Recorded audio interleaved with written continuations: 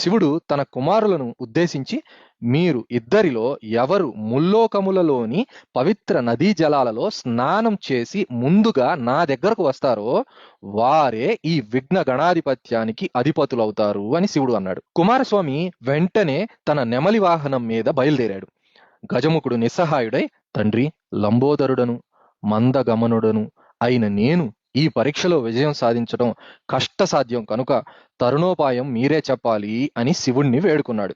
వినాయకుని వినయానికి సంతోషం చెందిన పరమశివుడు అతనికి నారాయణ మంత్రం ఉపదేశించాడు. నారములు అంటే జలములు. సృష్టిలోని జలములన్నీ నారాయణుని అధీనములు. ఇక సృష్టికి ప్రతిరూపాలు తల్లి తండ్రులు.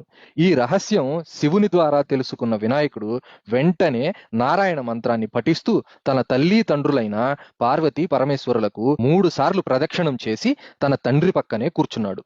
ఆ మంత్ర ప్రభావం చేత వినాయకుడే తనకన్నా ముందుగా 3,50,00,000 నదులలో స్నానం చేసి రావడం కుమారస్వామి చూసి ఆశ్చర్యపడి కైలాసానికి వచ్చాడు.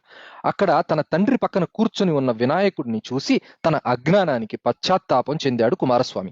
అన్నయ్యకు నమస్కరించి, తండ్రి, అన్నగారి మహిమ తెలియక విఘ్నగణాధిపత్యం కావాలి అని అడిగాను. క్షమించండి, పరీక్షలో విజేతగా అయిన అన్నయ్యకే విఘ్నగణాధిపత్యం ఇవ్వండి అన్నాడు. ఆ రోజు వినాయకుని జన్మదినం. తన పుట్టినరోజు నాడే వినాయకుడు విఘ్న గణాధిపతిగా అభిషిక్తుడై సర్వలోక పూజితుడిగా అర్హతను సంపాదించుకున్నాడు. ఆనాటి